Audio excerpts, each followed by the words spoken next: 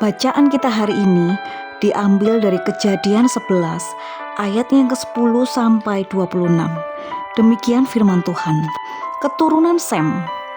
Inilah keturunan Sem. Setelah Sem berumur 100 tahun, ia memperanakan Arpaksad.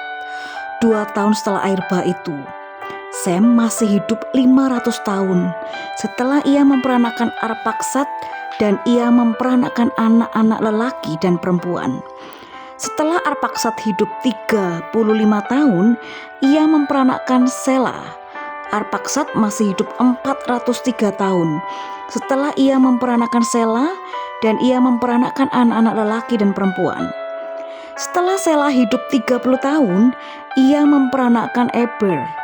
Selah masih hidup 403 tahun. Setelah ia memperanakan Eber, dan ia memperanakan anak-anak lelaki dan perempuan. Setelah Eber hidup 34 tahun, ia memperanakan Peleg. Eber masih hidup 430 tahun. Setelah ia memperanakan Peleg, dan ia memperanakan anak-anak lelaki dan perempuan. Setelah Peleg hidup 30 tahun, ia memperanakan Rehu. Peleg masih hidup 209 tahun. Setelah ia memperanakan Rehu, dan ia memperanakan anak-anak lelaki dan perempuan. Setelah Rehu hidup 32 tahun, ia memperanakan Serug. Rehu masih hidup 207 tahun.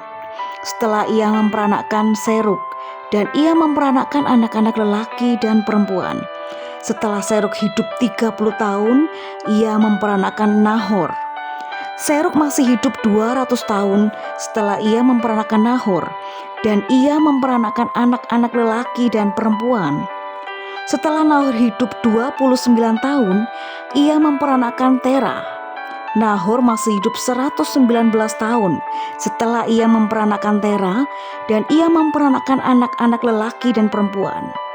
Setelah Terah hidup 70 tahun, ia memperanakan Abram, Nahor, dan Haran.